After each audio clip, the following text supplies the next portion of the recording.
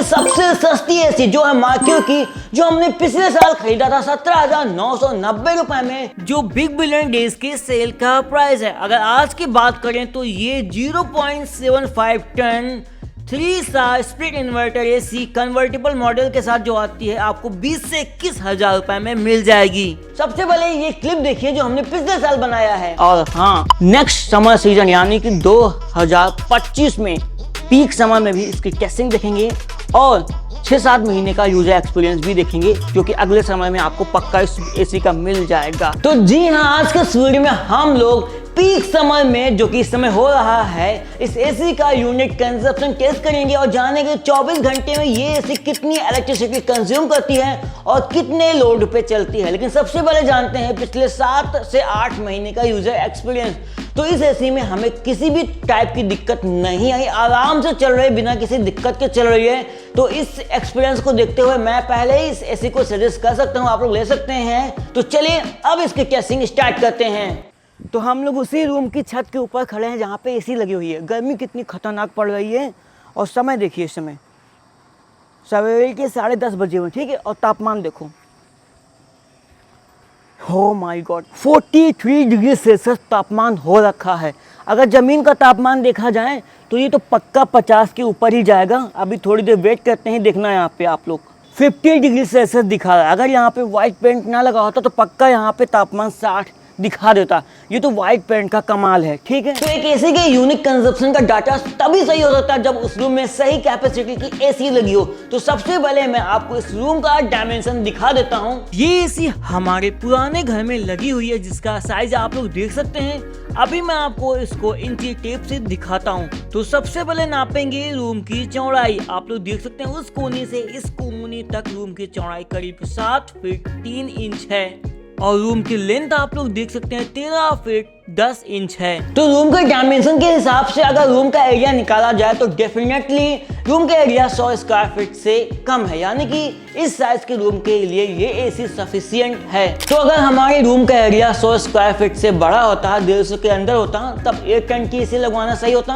और 150 से बड़ा होता, 200 के आसपास होता, तो हमें कम से कम यहाँ पे 1.5 टन की एसी लगवाना ही होता।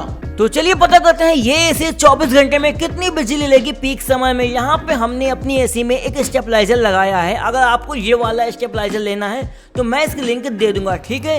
यहाँ पे सबसे पहले अपनी इस मीटर को हम लोग कनेक्ट करेंगे मेंस से। ये मीटर यहाँ पे हो गया है ऑन। अब हम लोग इस पे लगाएंगे अपनी इस एसी के प्लग को और देखते हैं क्या रीडिंग आती है। सबसे पहले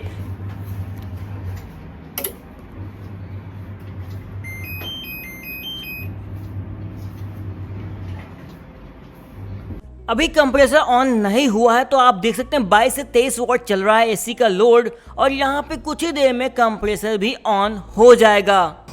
और बात करें कॉपर पाइप की, तो हमारी इस वाली एसी में 3.5 मीटर कॉपर पाइप यूज हुआ है, क्योंकि कंप्रेसर छत के ऊपर आंगन के पास रखा है। और टेस्टिंग की शुरुआत हुई है 10 तारीख को 10 बजे। इस पूरी टेस्टिंग में एसी 24 डिग्री सेल्सियस पर ही चलेगी। तो यहाँ पे हमने देखा स्टार्टिंग में एसी 600 650 वाट पे चली, फिर 800 850 पे गई, उसके बाद 1000 वॉट के ऊपर निकल गई।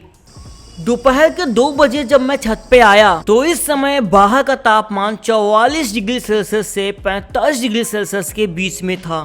शाम के 6 बज रहे हैं, एसी को चले हुए लगभग 8 घंटे हो गए हैं और ये देखिए एसी 950 वाट पे चल रही है और लगभग 6 यूनिट से भी ज्यादा खर्च हो चुके हैं। रात के 10 बज रहे हैं, 12 घंटे हो चुके हैं और लगभग 10 यूनिट बिजली खर्च हो चुकी है। और यहाँ पे इस समय तापमान 35 डिग्री सेल्सियस हो रहा है रात को। अगले दिन सवेरे 7:49 में तापमान बाहर का 34 डिग्री सेल्सियस के आसपास था और इस समय तक आप लोग देख सकते हैं एसी ने 16.41 यूनिट कंज्यूम कर ली है और इस समय ये चल रही है 680 वॉट के आसपास। लेकिन गर्मी इतनी है कि रूम के अंदर अभी भी तापमान 26 से 27 के बीच में है, 24 पहुंचा ही नहीं। पूरे के पूरे 24 घंटे हो गए हैं और आप लोग देख सकते हैं 18.75 यानी कि लगभग 19 यूनिट बिजली इस एसी ने खाई है 24 घंटों में पीक समय में। तो अब आते हैं इस वीडियो के कंक्लूजन में। तो हमने देखा इतने पीक समय में जब तापमान 44 से 45 डिग्री सेल्सियस है और रूम के ऊपर कोई दूसरा रूम भी नहीं है, यानी कि एसी उस रूम में लगी है जहां पे डायरेक्ट छत पे धूप टकराती है, तो वैसी कंडीशन में हमारी एसी ने कितनी बिजली कंज्यूम करी। तो सीन ये हो रहा है कि ऐसी कंडीशन में एसी दिन में लगभग फुल पावर पे ही चल रही है, 800 से 900 और कभी कभी 1000 वॉट पे भी गई है। यानी कि अगर आप इन्वर्टर एसी लेते हैं और इतनी पीक समय में चलाते हैं और रूम का साइज सही है, फिर भी एसी 24 डिग्री सेल्सियस मेंटेन नहीं कर पा रही है। रूम का तापमान 26 डिग्री सेल्सियस से कम जा ही नहीं रहा है और एसी लगातार एकदम पीक पावर पे चल रही है। यानी कि इन्वर्टर एसी लेने का कोई फायदा ही नहीं हो रहा है इतनी गर्मी में, इतने तापमान में। तो देखा जाए 2 से 3 महीनों की दिक्कत है जब एसी फुल लोड पे चल रही है। जैसे तापमान कम होगा एसी अच्छी तरीके से वर्क करेगी और उसके इन्वर्टर टेक्नोलॉजी भी काम आएगी, क्योंकि वो जल्दी रूम का टेम्परेचर गेन कर लेगी और वो अपने लोड को कम कर लेगी। तो आई होप आपको इस वीडियो से आइडिया लग गया होगा कि एक सही कैपेसिटी के एसी को जब पीक समय में चलाते हैं तो किस तरीके से परफॉर्म करती है और कितना लोड कंज्यूम करती है।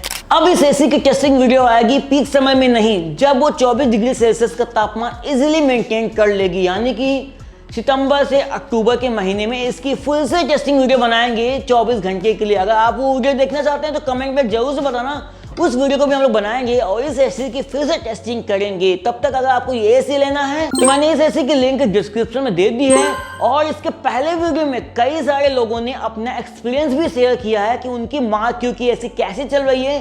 तो उस पहले वीडियो को देखिएगा और वहां पे कमेंट भी पढ़िएगा ताकि और आपको अच्छे से जानकारी मिल पाए। और हाँ, अगर आप मार्क क्यू की एसी यूज कर रहे हैं तो अपने कमेंट जरूर नीचे से लिखना ताकि आपके कमेंट से किसी दूसरे की मदद हो पाए। सिर्फ मेरे से नहीं, कई लोगों के कमेंट से और भी ज्यादा लोगों को समझ में आएगा कि मार्क क्यू की एसी कैसी होती है। तो कमेंट जरूर से करना दूसरों के लिए। तो इस वीडियो में बस इतना है, फिर मिलेंगे नेक्स्ट वीडियो में किसी और अमेजिंग प्रोडक्ट के साथ। Tata bye bye.